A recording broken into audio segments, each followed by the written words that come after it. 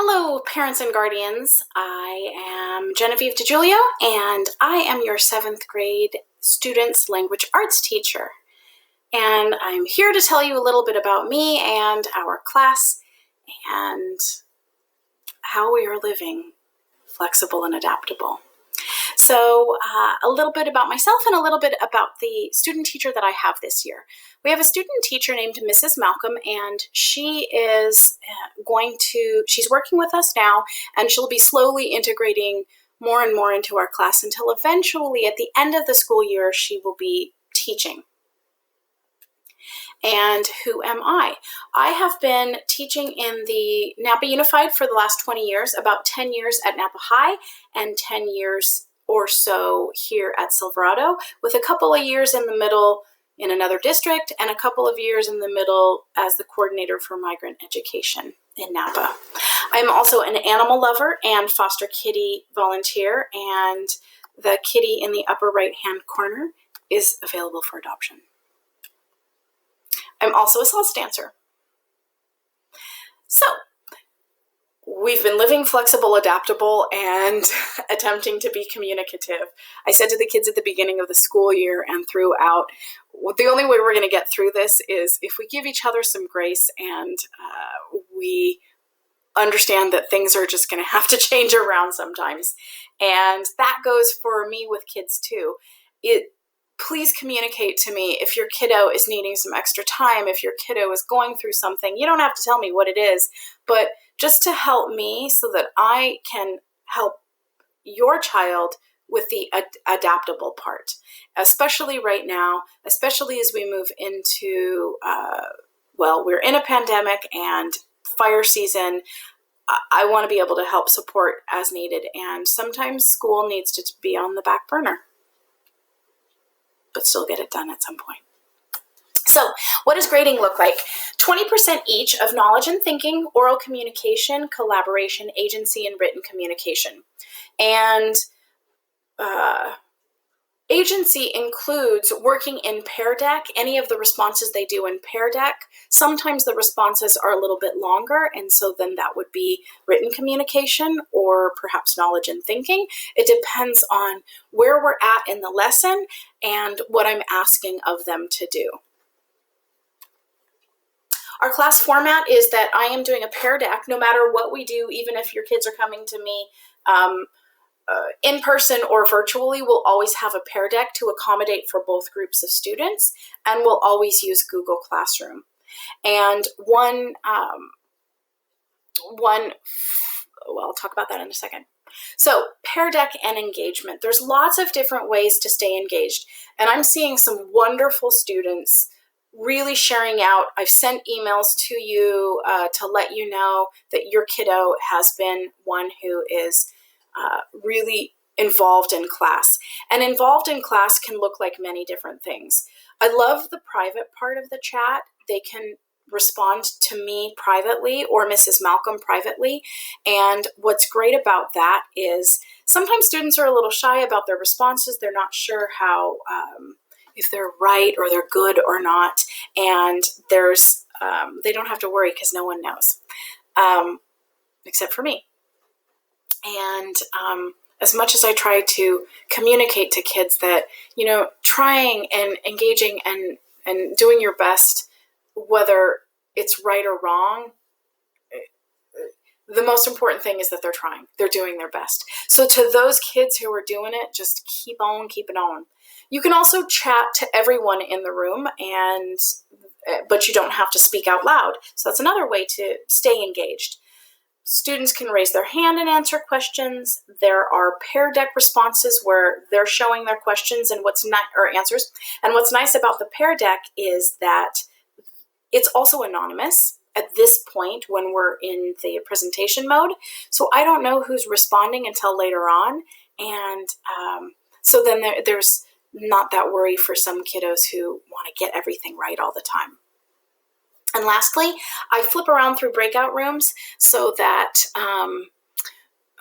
so the kids can interact with each other in a different way, and I'm not staring at them the whole time. And I also am trying to change it up, so I'm doing a direct teach. of a concept or reviewing a concept, then I'm asking them to respond in chat, on Pear Deck, raise their hands, and then they go into a breakout room, work together in a breakout room, and then we come back together in class to share out. So I'm trying to keep that variety up there because just as I see some great students being highly engaged, I also see other students who are using social media around them. And that's always the tough thing because I can make an assumption, but I don't know for sure. And sometimes students aren't always honest with me. But my attempt is just how can I keep them engaged and what can I do to get them staying with me for the 50 plus minutes that we're with each other. And that's really hard when you're 11 or 12. I get it. It's hard when you're 45 too. So what does the difference between synchronous and asynchronous look like? I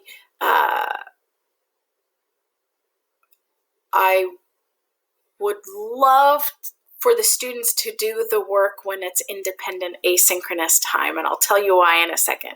So on the left-hand side, you can see what the synchronous might look like as it relates to Study Sync, and in particular, our first read. So together we watch an intro video, we read the introduction, I do some kind of accessing of prior knowledge. I haven't done direct vocabulary, but that could be included. I have shown them what annotating looks like. We've practiced annotating.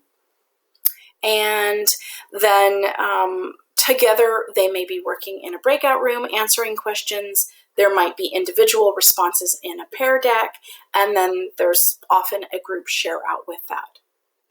Once we are done with the synchronous, I'm not going to see them necessarily for a day or for a class. And so I need them to then practice on their own the work that we've done and or prepare for the next class. And that's the part that I need your help with is, are they prepared for the next class? When I presented the first read and had them read it for homework, we came to class and maybe 5 or 6 students in one class had actually done the reading. And I know it's new and it's a routine that we're getting used to, but I have shared with the students, since we're not seeing each other every single day, there's no way we can do all that reading in class at the same time.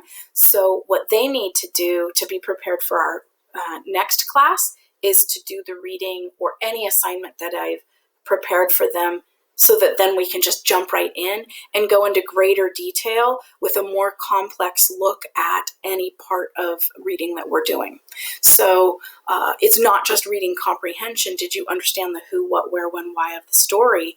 But it's going bigger picture or smaller details and looking at word choice, author word choice, or looking at what he or she chooses to reinforce and go into greater detail about. That must be important to the story. Why? How?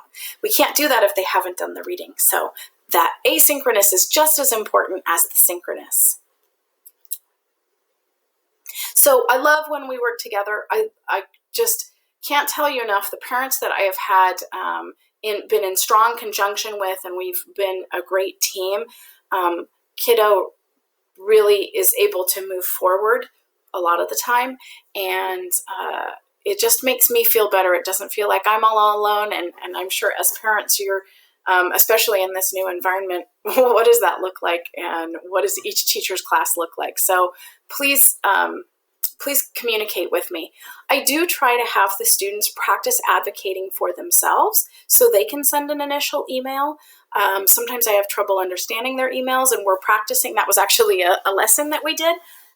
So I would like them to use that as that communication piece also as an opportunity to learn how to be more academic as well.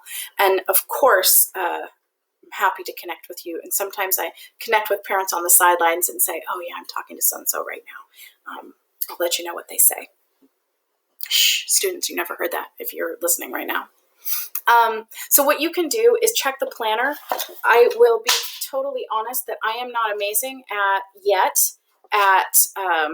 reminding students to write in their planners. I'm going to get better at that.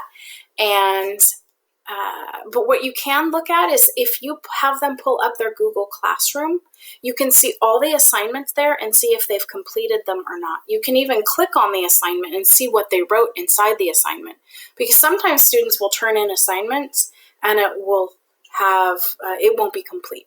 So that's the best way to look at the detail of the work that they're doing. As well, in Study Sync, you can see if they've turned in a Study Sync assignment by asking them to open up Study Sync or get their password so that you can look it up too, and you can assess what they're doing. In Study Sync this year, because we're synchronous and asynchronous, they're not always going to turn in a whole first read or a whole close read at one time. For instance, tonight their assignment was just to annotate the study and think questions, skills and think questions alone in the larger part of the close read for Barrio Boy. So there's not always going to be a due date and end date on that because we're doing it in pieces, and sometimes that changes. So lastly is those students that are engaged. I've been talking about slant. I think that they have less questions for me after class, and they seem to be doing pretty well as far as maintaining from class to class. So again, that engagement is that student who is responding in class in all the different ways that I had shared, and that they're asking me questions and making that connection. I think that's the hardest piece for kids when they are virtual, and it's hard for everyone. This adult who has also been in meetings, who doesn't always make her best choices. So I get it, but I definitely want to see some as many students as I can with that engagement part. And it helps when I can see their whole face and when the video's on. I've had a lot of kids, I'll say, they'll turn off their video and they just leave. And so that's why we've kept the screens on. And it's also a security piece, so I know that that's the kiddo that is coming in. And then it just helps me, because if I have a screen filled with black boxes with just names on it, it's much harder for me to be animated and me to connect, like I am right now, staring at a little green dot, trying to pretend that I'm talking to a human being. It's hard. It's hard for me to engage, so it helps me as well. That's the synchronicity of it all. So lastly, how to connect with me. Parent Square is great and my preferred method because all of our communication is housed in one little section throughout the school year. But if you are not a fan of Parent Square, I always have my email here. And Parent Square is also really easy for me because I can type in the student's name and that your email will pop up immediately. And so that works for me in that regard as well, instead of going into Aries and pulling up the information. Lastly, I have a survey right here. If you have any questions related to this Pear Deck, it is not a Pear Deck, it is a Google slide. I'm happy to respond to anything you may have. And I just look forward to having a great year, and I have enjoyed getting to know the students individually, even though we are virtual.